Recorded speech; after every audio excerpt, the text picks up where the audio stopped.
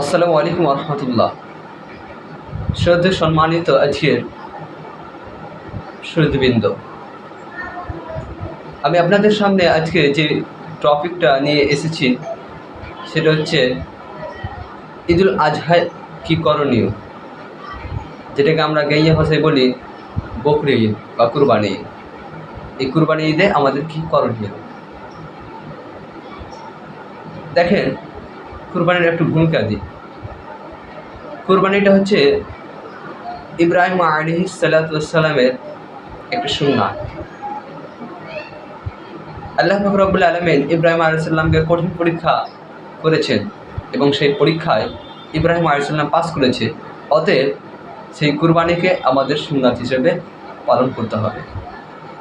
আচ্ছা, আমরা বর্তমানে যে বিষয়টা বেশি লক্ষ্য করে থাকি সেটা হচ্ছে কুরবানি নিয়ে। আল্লাহ পাক রব্বুল আলামিন সূরা আল কাউসারের মধ্যে বলছে, যাদের নামাজ নেই তাদের কুরবানি নেই। ওখানে বলা হয়েছে যে নামাজ পড়ো এবং আল্লাহর রাস্তে কুরবানি করো। অতএব এখান থেকে বোঝা যায় যে যাদের নামাজ নেই তাদের কোনো প্রকার কুরবানি নেই। কিন্তু আজকে আমরা যদি দেখতে যাই, 100%-এর মধ্যে 90% লোকই বেনামাজি, কিন্তু কোরবানি দেওয়ার জন্য আগে টাকা ধার করেও হোক আমি কোরবানি দেব। আরে ভাই, কোরবানিটা হচ্ছে সুন্নাত জিনিস। সুন্নাত জিনিসের জন্য আপনি ফরজ নামাজ অর্থাৎ ঈদের দিন যে প্রথম করণীয় ফজরের নামাজ পড়তেই হবে, মাস্ট পড়তেই হবে আপনাকে। আপনি যদি কুরবানি না করেন তাহলে আপনার ক্ষতি হবে না, আপনার গুনাহ হবে না।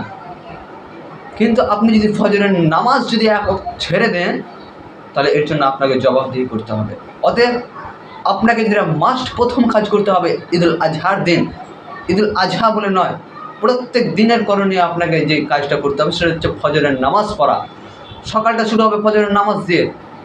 আপনি সকালটা শুরু করেন ফজরের নামাজ দিয়ে, অটোমেটিক আপনার দিনটা ভালো যাবে।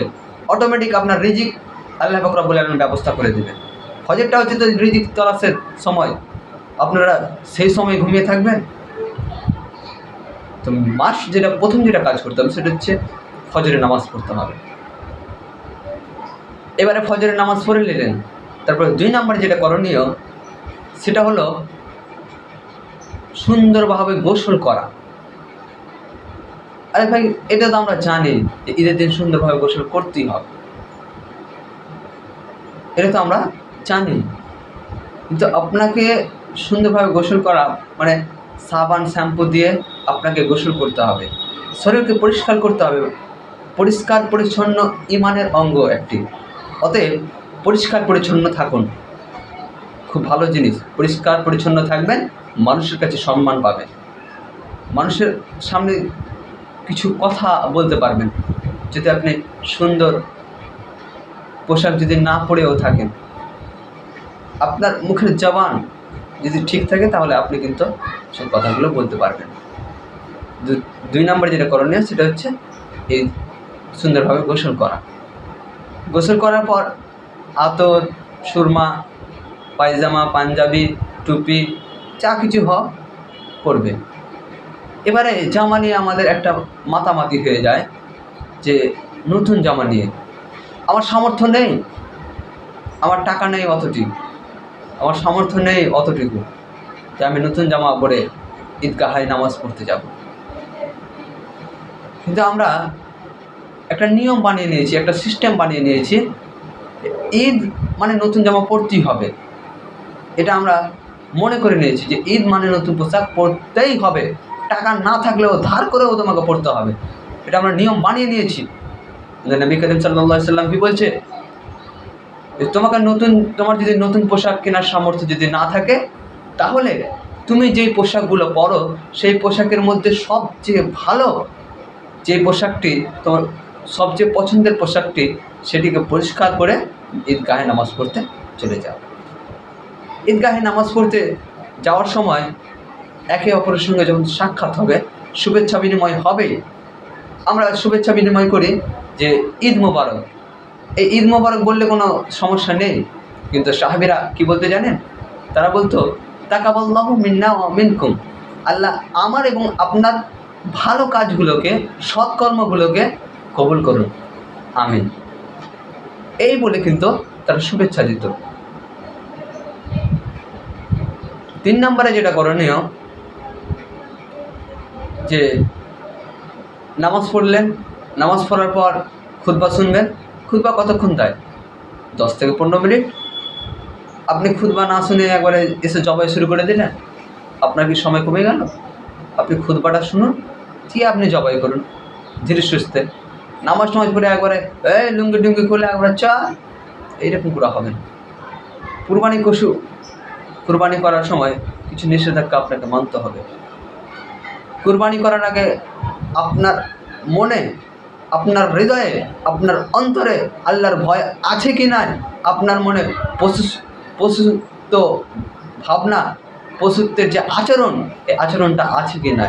আজকে আমরা পশু যখন জবাই করি, যখন আমরা ছুরি চালিয়ে দিই, খাদ্যনালী, শ্বাসনালী থাকে, সেইগুলোকে কাটি এবং একটা রগ থাকে যেটা রক্ত সরবরাহ করে। এই 3টে জিনিসকে যদি কেটে দিই আমরা, মানে জবাই করি, খাসি যখন জবাই করি তখন এই 3টি জিনিসই মেন কাটা হয়। তো এই 3টি জিনিস যখন কাটা হয়ে যাবে, তখন তার আত্মাটা, তার দম বা তার মরণটা আস্তে আস্তে হবে। তো আমরা যেটা ভুল করি, যে কুরবানি খাসি কাটলাম, তারপরে যে ওই যে চাকু ঘোচানো, এই ঘোচানোটা সবচেয়ে বড় ক্ষতিকারক দিক হিসেবে আমাদের কাছে রয়েছে। এই যে চাকুটা যখন আমরা ঘোচাই, তখন সেই ছাগলটা খুব কষ্ট পায়, তার হার্ট অ্যাটাক হয়ে যায়, তার হার্ট অ্যাটাক করে মারা যায়। কুরবানি পশুকে জবাই করার কিছুক্ষণ পরে আমরা তার রগকে কাটতে শুরু করি। আরে ভাই 5 মিনিট থামেন, ধীর সুস্থে কাজ করেন। কারণ যে কাজটা ধীর সুস্থিরভাবে করা হয়, কিন্তু নিয়মিত করা হয়, সেটা আল্লাহর কাছে সবচেয়ে উত্তম। অতএব আস্তে আস্তে কাজ করি। 3 নম্বরে যেটা করণীয়, যে গোস্ত বিতরণ। গোস্ত কাদের দেবে? এই যে আমরা ছানার গোস্ত দিই, সর্দারদের গোস্ত দিয়ে থাকি না, এই গোস্তটা সর্দারের কাছে যখন দিই, কেউ যখন কুরবানি দেয় না, কেউ পরে জমা করে সর্দারের কাছে, কেউ আগে জমা করে। যারা কুরবানি দান করেনি তাদের হক যে তাদেরকে গোস্তটা পৌঁছে দেওয়া, সর্দারদের হক পৌঁছে দেওয়া। কিন্তু এটা করে লাভ নেই। আরে সময়টা তো অপচয় হচ্ছে। আপনি যদি পারেন, সবচেয়ে যদি ভালো পারেন, আপনি যদি চান, তাহলে আপনি নিজে গিয়ে তার বাড়িতে কিন্তু গোস্তটা পৌঁছে দিবেন। সর্দার কাছে দিয়ে কোনো লাভ নেই। এইরকম করে কিছু নিয়ম মাফিক কথাগুলো যদি মেনে চলি আমরা, তাহলে কিন্তু আমাদের কুরবানি কবুল হবে। কুরবানি কবুল হওয়ার শর্ত বললাম আমি, যে তাকওয়া থাকতে হবে। তাকওয়া জিনিসটা কি? আল্লাহর ভয়। যদি আমাদের হৃদয়ে আল্লাহ রব্বুল আলামিনের ভয় যদি না থাকে, যদি আমরা কুরবানি করে গোস্ত খাওয়ার জন্য, আজকে আমাদের নামাজ নেই, আমরা নামাজ পড়ি না, তবু আমরা কুরবানির জন্য ব্যতিব্যস্ত হয়ে থাকি। আপনাকে কে বলেছে কুরবানি করতে? যার নামাজ নেই তার তো কুরবানি নেই। কুরবানি দিয়ে করে আপনার লাভ হবে না। আপনি নামাজ পড়ুন।